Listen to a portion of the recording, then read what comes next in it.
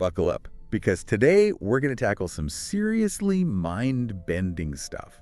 We're talking about the idea that the you see in the mirror. Yeah. Well, it might be a complete lie. Yeah, that's a pretty provocative way to put it. But we are going to unpack some wild ideas from this guy, Jacques Lacan, French psychoanalyst. Yeah. Really turned the whole idea of self-identity on its head. So no messing around, right? Let's jump right in. What's the deal with this mirror stage thing? Okay, so picture this.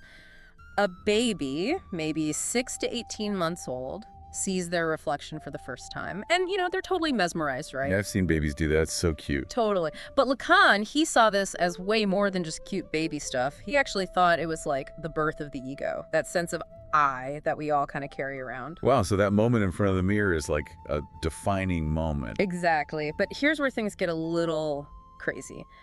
Babies at that age, they don't have full control of their bodies, right? They're, kind of wobbly and uncoordinated. Yeah, for sure. But in the mirror, they see this whole complete image. So Lacan's argument is that this creates this fundamental misrecognition. We fall in love with this idealized image that doesn't actually match our, messy, fragmented reality. Wait, so we're basically chasing after a phantom from the very beginning. Pretty much. And that gap between the idealized image and the real self, that's what drives so much of our behavior. We're always comparing ourselves to others, right? Trying to reach this wholeness we glimpsed in the mirror. It's almost like we're trying to live up to a photoshopped version of ourselves. This is seriously blowing my mind. But it's not just about literal mirrors, is it? It's about any time we get feedback from the outside world, shading how we see ourselves. You got it. It's like, think about how you react to praise or criticism, how you try to fit in with certain groups or live up to expectations. It's all part of this ongoing mirroring process, the one that started way back in infancy. Okay, so Lacan's saying we're kind of all plugged into this system of images and reflections, kind of like the Matrix. Yeah, in a way. But, not everyone was on board with Lacan's theories. Some philosophers thought he had things backward. They said you need a sense of self before you can be alienated from it. So was Lacan totally off base? Or is there something to this idea that our identities are built on this kind of illusion? That's a really good question. And I think even those who disagreed with him had to admit that Lacan brought up some important stuff, like about how we create our identities and how powerful those external forces really are. Okay, this is all fascinating. Can we get even more specific? Like, how does this whole mirroring thing actually show up in everyday life? Well, look at social media. It's basically this giant hall of mirrors where we're all putting out these idealized versions of ourselves, striving for likes and validation. Totally. It can be exhausting trying to keep up with all the perfect pictures, witty comments. Right. And the more we try to perfect those images, the further we get from a genuine sense of self. Which is exactly what Lacan was getting at, right? Yep. He helps us see past the surface, understand the deeper stuff that's shaping our desires and our sense of self. Okay, mind officially blown. But if the me in the mirror is a lie, then who are we really? And how do we escape this, symbolic prison? That's where things get even more interesting. To understand that, we got to dive into another one of Lacan's big ideas, the symbolic order. Think of it like the code of the Matrix, this invisible framework that shapes our reality. All right, lay it on me. What is this symbolic order all about, and how does it tie back into the whole mirror thing? Think of it as this giant web of language, cultural norms, laws, social structures, all those rules and expectations that kind of tell us how to behave, what to believe, what's acceptable and what's not. It's like the operating system of our social reality. And how does this operating system influence that baby we were talking about? The one staring at the reflection. Well, think about the adult who's usually there, right? Pointing at the mirror and saying, "That's you." They're not just watching, they're actively bringing the baby into the symbolic order through their words and actions. So even from that first mirror encounter, we're already getting plugged into this system of meaning. Exactly. The baby's sense of self gets overlaid with meaning that others give them. They're told what that reflection means. That's you, you're a good boy, you're a pretty girl. Wow, so our understanding of ourselves is being shaped by language even before we can talk. That's the crazy power of the symbolic order. It shapes our desires, our fears, our whole sense of who we are, and it all starts at that moment in front of the mirror. And, this is where things get even more interesting. Lacan argued that the symbolic order is also the realm of lack. Lack, okay, you lost me. What's this lack thing all about? So remember that baby, all caught up in their reflection. That feeling of wholeness? Well, it's an illusion. They're still, like, fragmented, dependent on others. And as they get drawn into the symbolic order, this feeling of lack grows even bigger. Language, you see, with all its differences and opposites, it kind of points out what's missing. We learn to define ourselves by what we're not. So it's like language itself creates this void, this yearning for something we can never quite reach. Exactly. And that yearning, that lack, it becomes the driving force behind our desires. We're always trying to fill that void, trying to achieve some sense of completeness, but it always feels just out of reach. This makes me think of all those times when I felt like I was chasing something, but I couldn't even really define it. Like the perfect job that never materializes, or a relationship that never quite lives up to the fantasy. Is that what Lacan's talking about? Absolutely. He called this elusive object of desire objet petit. It's like the object cause of desire. It's not really a specific thing, but more like a void, a lack that we're constantly trying to fill. And the catch is, because it's based on lack, it can never truly be satisfied. So we're all chasing after these phantom objects of desire, driven by this, like, primordial sense of lack. Sounds kind of bleak, honestly. It might sound that way, but Lacan actually saw this lack as, the engine of creativity, of our relationships, our engagement with the world. It keeps us moving, striving for something more. Okay, I can see that. A little more optimistic. But how do we navigate all of this? The wholeness, the lack. How do we avoid getting lost, chasing something that might not even exist? Well, things definitely get complicated here. Lacan believed that psychoanalysis, by helping us understand all these dynamics, it can offer a way to engage with our desires more consciously, more ethically. So it's about, like, becoming more aware of our desires. Yeah. Rather than trying to just, suppress them or pretend they're not there. Exactly. It's about recognizing the forces that shape us. Yeah. Finding ways to, channel that energy in creative, life-affirming directions. All right, so we've got the mirror stage, the symbolic order, objet petit. Anything else we should hit from Lacan's greatest hits? Well, we can't forget jouissance. Ooh la la, jouissance. That sounds a little risque. What's Lacan's take on pleasure? Yeah, jouissance. Yeah. It's a tough one to translate. It's not just simple enjoyment. More intense, almost transgressive, even a little bit dark. Like those things we do that seem, self-destructive, maybe even painful, but we keep doing them anyway. Or the allure of the forbidden, the taboo. Okay, now you're speaking my language. It's making me think of Freud's death drive. Exactly. Lacan saw jouissance as connected to that drive, that pull toward a kind of ecstatic dissolution, even if it costs us something. So where does jouissance fit into this whole mirror stage symbolic order thing? Well, Lacan said that when we enter the symbolic order, there's a fundamental loss that comes with it.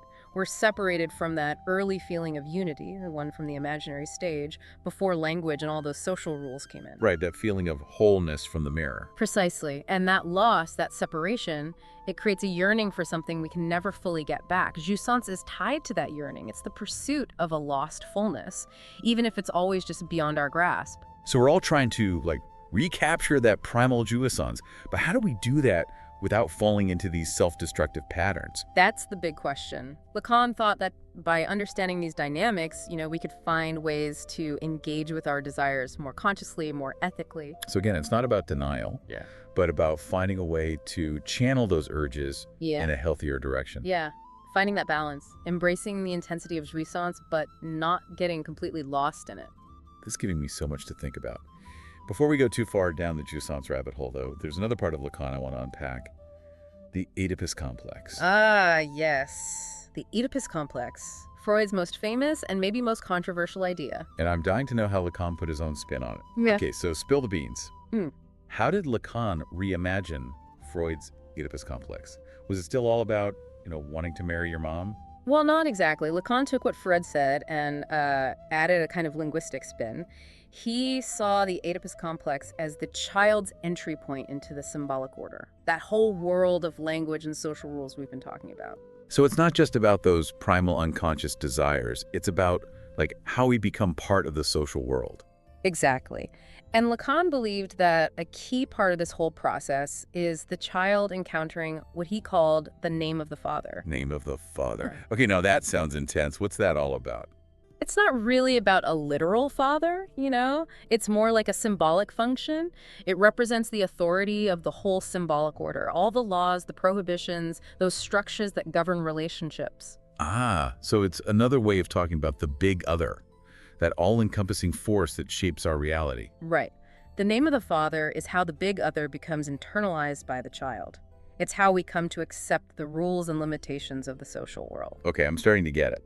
So how does all of this actually play out in the Oedipus complex?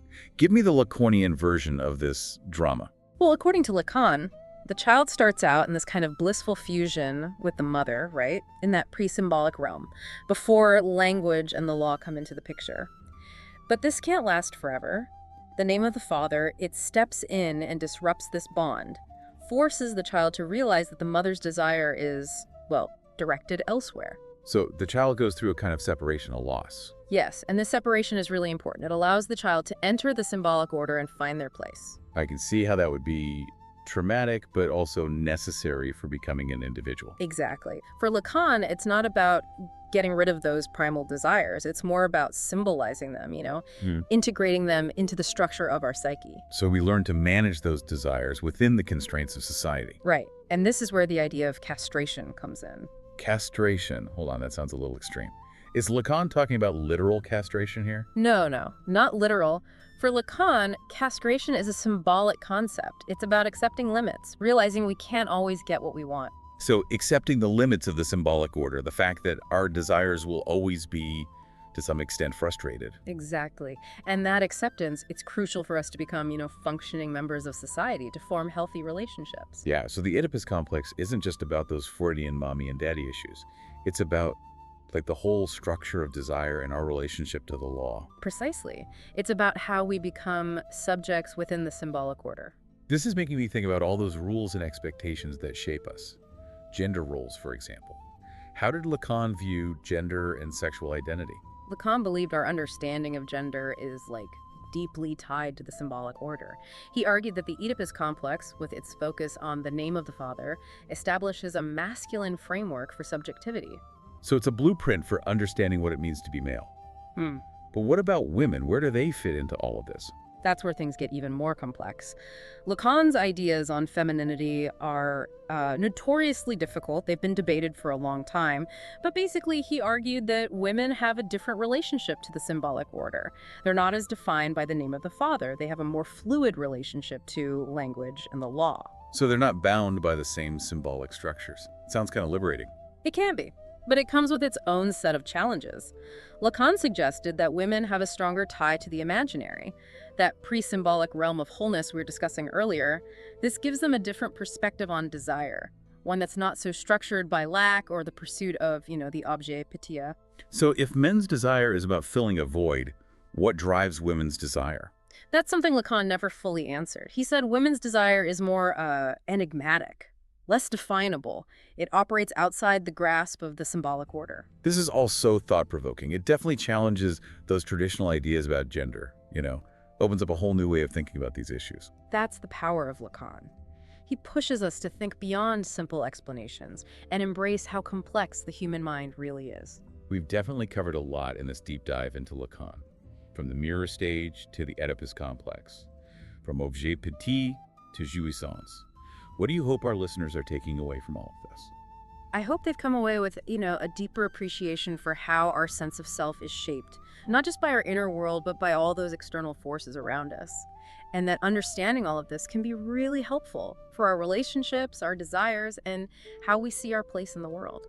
It's like Lacan gives us this whole new way of looking at the human experience, It's challenging, but also really insightful. Exactly. It's about recognizing the illusions that shape us, but not becoming disillusioned. It's about finding that balance between awareness and engagement, recognizing the power of the symbolic order, but not letting it totally define who we are. Well put. It's a lifelong journey of self-discovery and understanding. Well, I think that's a great place to wrap up our Lacanian adventure.